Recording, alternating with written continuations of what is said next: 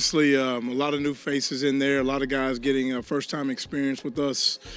Obviously, we got some transfers in there with Keon and Damani. Then you got some younger guys like Red Morgan and Zabin Brown and Bakwe and Mincy. So you're seeing all these young guys, and it's really trying to continue to build off the good moments that we're having and then just learn from the teachable moments and try to find ways to continue to get better. What have you seen from Deshaun Jones? Yeah, he's a guy that's going in and showing that he can do his job and do it consistently and execute the defense in the nature that we need him to. And if you can take small jobs and handle your business the right way, small jobs can turn into big jobs. So we're going to continue to work guys in, continue to develop our depth and build guys up throughout the week and get a lot of bodies in there and let guys earn their reps through practice and earn their playing time through what they do in the game. But Jones, Deshaun, has actually been a guy that's gone in there and done a good job for us.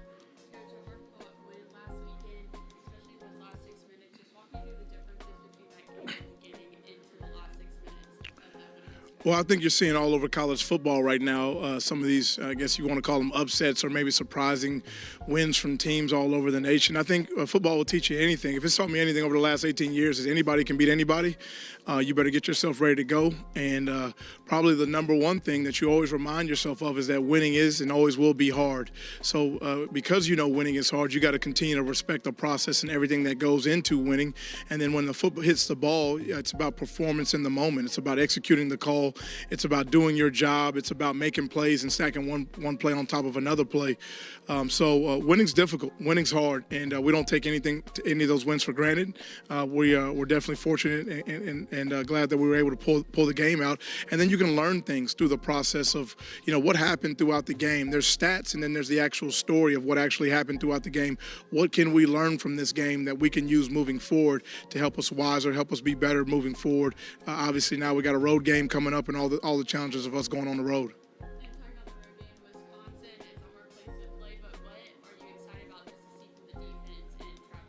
To continue to take steps and to continue to form into that identity of who we believe we can ultimately be. We're trying to close that gap between where we are and where we actually want to go. Nothing happens all of a sudden. It's through work over time, through staying committed through the process, by taking the right necessary steps, by looking at the truth and good and bad or indifferent and recognizing what those things are so we can build on the good and learn from the mistakes. And we're looking forward to all the things that come out of traveling and the mental focus that you have, the discipline to do your job, the toughness you have to show to go on the road, to execute, that back against the wall mentality when it's just you and your fans against a big opponent on the road and all those things that come along with that. So we know it's certainly going to be a challenge in all aspects of the game. Everyone's got to, get our mind focused and travel well and get ready to go play a hard-fought game on the road. Yeah, I think the guys are energized. The energy in our team is really good. I think, you look at the guys in the secondary, you have experienced guys. Damani's an older guy. Malachi Moore, Keon Sabb, those are older guys.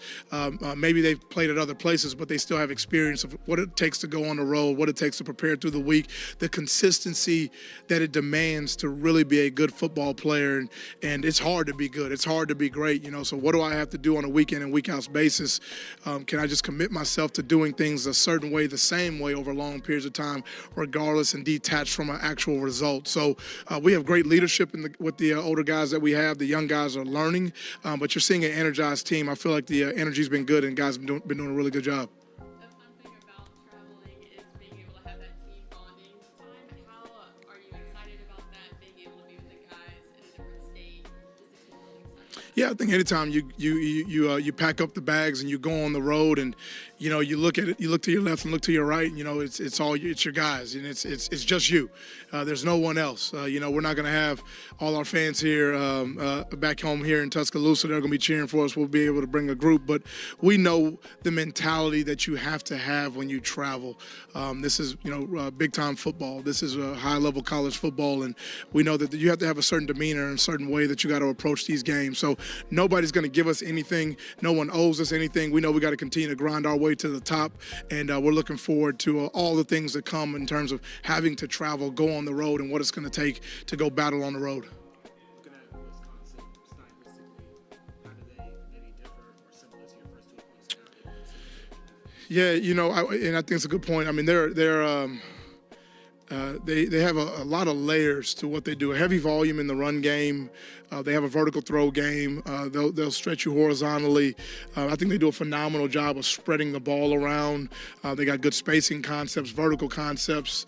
They run zone and gap scheme. They can tempo when you want them to tempo. They have experienced players. You look at their wide receiver group, older group of guys, seasoned guys that have played a lot of football, returning starters. Backs can run downhill, experienced coaching staff, and you're looking at them going into year 2 of their coaching staff. So you have a lot of continuity, a lot of same as. So I think obviously all those things present their own challenges. Different style of offense probably last week in what we saw South Florida, but they can do it all. They present empty, five open empty, 4 open empty. They 2x2, 3x1 condensed sets. So they're going to test rules. They're going to test our ability to execute on a down in and down out basis. So we know we're going to have to do our job and do it consistently well. You worked with several young guys, bringing them into their college kind of first season.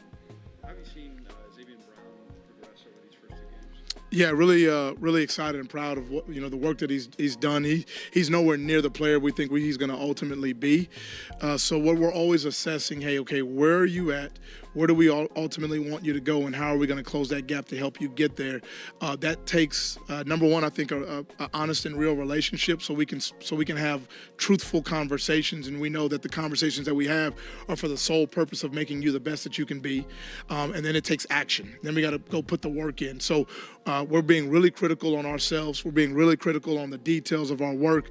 You're asking, I think Xavier played 60 snaps last week as a true freshman corner and held his own out there. Did a pretty good job. So we know that he's conscientious. He works hard. He's earning the right to go out there and play football for us and get the reps that he has. And then ultimately, when you're out there, it's about playing to the standard of the play, and it's ultimately about executing at a high level. So we want to continue to build our depth all the way through Jalen Mbakwe, Deshaun Jones, Zay Mincy, continue to roll guys in, because we hope and we know we're looking forward to having a long season.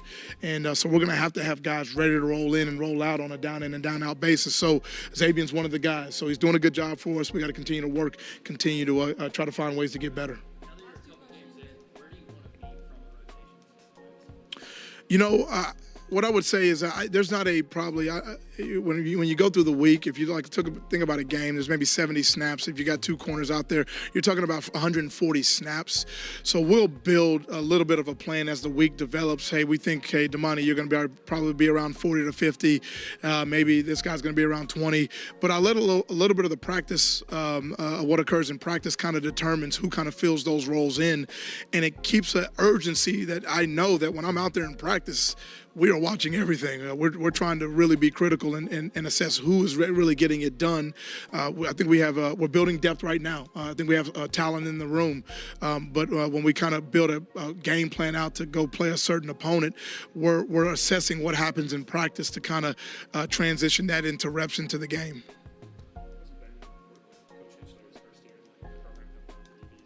Yeah, I think Hitchler is experienced. He's a great coach. Obviously, he was at Wisconsin, co-defensive coordinator, has a ton of football knowledge.